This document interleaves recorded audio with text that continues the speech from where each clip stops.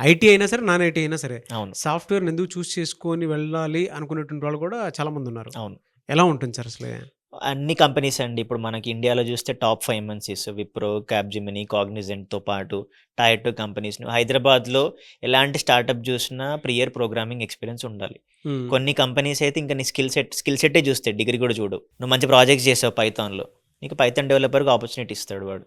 హ్మ్. ఇనిషియల్‌గా కొన్ని కంపెనీస్ అయితే 4,00,000 నుంచే స్టార్ట్ చేస్తాయి. ఎందుకంటే అక్కడ స్కిల్ సెట్ ఉంటది. నువ్వు ఆ ప్రాజెక్ట్ ఎలా చేసావో ఇంపార్టెంట్.